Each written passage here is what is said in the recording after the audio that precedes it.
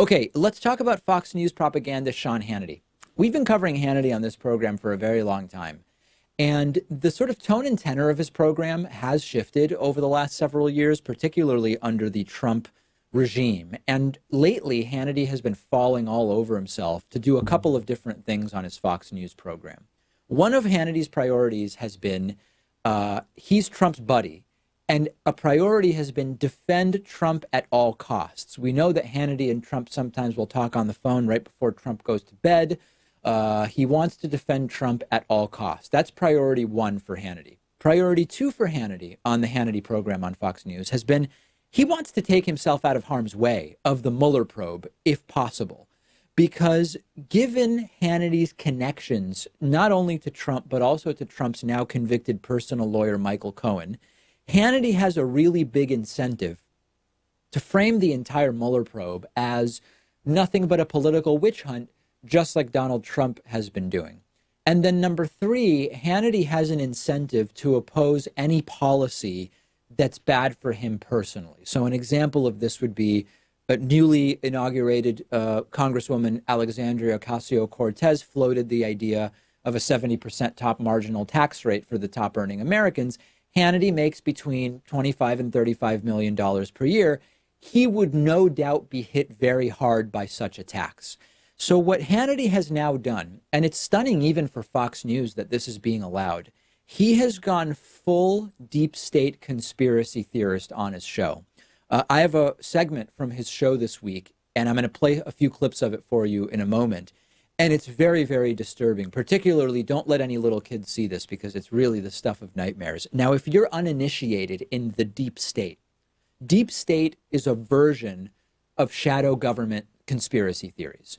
I recently told you in a story last week about Eric Trump, more or less the idea of deep state and shadow government conspiracies is, okay, there's the official government as we know it. You've got a president, you've got the Senate and the House of Representatives, the Supreme Court, the FBI. These are all publicly known law enforcement and elected officials. That's the official government that we know of. The conspiracy goes that they don't actually wield the power, okay? They are merely puppets, and the real power is held by private corporations, people, organizations that are sometimes shadowy. So if you've heard of the Bilderberg Group conspiracy theories, Trilateral Commission conspiracy theories, the Jews are actually in control conspiracy theories, the Freemasons or the Vatican. Those are all different flavors of shadow government conspiracies. Deep state is just one of those, okay? And of course, there's always like this tiny grain of something that could be considered true in all of these. That's how they grasp people and pull them in. So in this case, it's that, yeah, elites and corporations have disproportionate power in our society. They have disproportionate lobbying power. They have disproportionate economic power and power over labor compared to Joe Schmo, Jane Doe, middle class guy and gal. So that's how people often will initially get sucked in. Then they go down the rabbit hole into all sorts of belligerent ideas. That brings us back to Sean Hannity. Hannity is now combining the Mueller probe, the FBI investigation into Trump being a Russian asset, which we learned about over the weekend, and a whole bunch of other stuff into this neat and tidy deep state conspiracy. Let's take a look at the beginning of his monologue from a program earlier this week. Time for a bombshell Hannity Watch on the deep state tonight. This takes a lot of explaining. We're going to make it very understandable, break it down for you. It's the abuse of power, corruption. Remember, we've been telling you all about this. It is tonight far worse than we have ever known up until this point. Yeah, it's hard to explain because it's all lies. I like how he says this is difficult to explain. Yeah, because it's not real, Sean. And I'm not going to subject you to the entire 14-minute thing. It's out there if you want it, but check out some of these key moments. We now know top people within the FBI filled with hatred and, frankly, anti-Trump rage have put aside all values and their blatant political bias. Were seeking redemption for the firing of James Comey.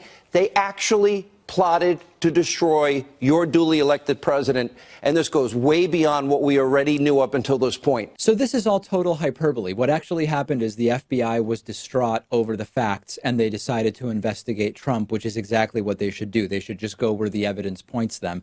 We'll skip ahead a little bit here, at which point we get to the following. Admission of corruption and abuse of power by people that are unchecked, a bureaucracy unto itself, unlimited powers, no accountability. Is any of this good for America? This is just the best. Unchecked power and people, a bureaucracy with unlimited power and no accountability. Trump hired most of these people or chose for them to stay in their positions, and they're mostly Republicans. And the check on their power is that Trump has fired or forced a bunch of them to resign.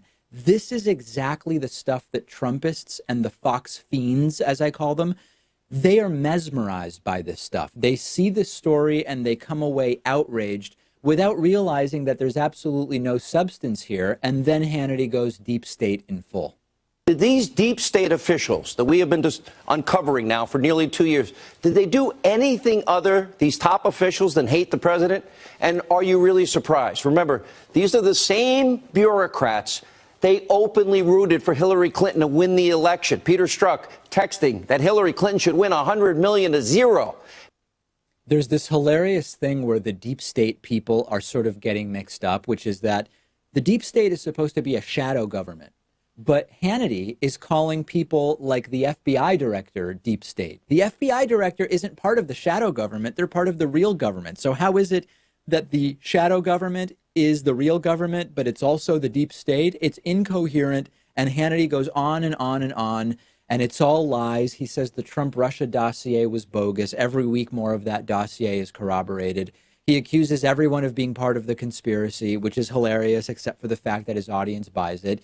And eventually Hannity uses this opening monologue to transition into the so-called border crisis, blaming the shutdown on Democrats, which is exactly what we would expect for him to do. And when I see Trump headlines like, the FBI plotted to take down Trump, what I'm hearing is Hannity is very worried that he's personally wrapped up in this in some way, and we might soon find out exactly how. Think back to how panicked Hannity was when we learned that Michael Cohen's apartment and office had been raided by the FBI. Last thought on this, law and order. These people claim to be all about law and order.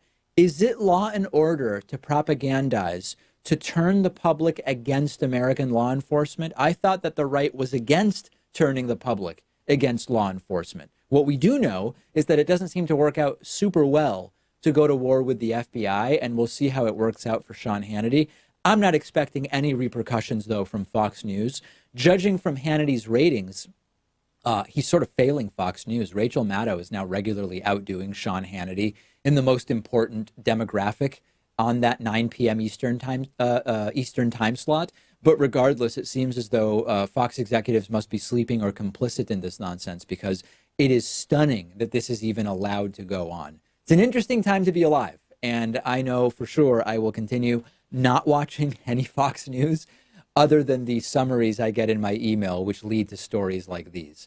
Send me your thoughts. I'm on Instagram at david.pakman. The show is on Instagram at David Pakman Show. Marianne Cooper is joining me next. Today's program was made possible in part by BetterHelp.com/Pakman. BetterHelp is an online service that gives you access to your own experienced, fully licensed therapist via phone, video, and text. When you see a therapist in person in their office, it can take 3 weeks on average before you're able to get in for your first appointment. But with BetterHelp, you're matched with a therapist who fits your needs within just 24 hours, and you get the same professional service. And the best part is that BetterHelp is less expensive than seeing a therapist in person as well. Plus, you will have totally unlimited access to the therapist. You can talk to them whenever you want on your phone or computer. And because BetterHelp believes in what they do, they also have a full money-back guarantee. If you're not happy with the service, you'll get a full refund, no questions asked. All of their therapists go through an extensive vetting process and are required to have at least 3 years of experience before joining BetterHelp. So you know you're getting someone who's fully qualified to help you. But if you don't think that your therapist is a good fit, BetterHelp lets you switch to someone new at any time. If you've been thinking about getting involved with therapy, you should really check out BetterHelp. Just click the link underneath this video.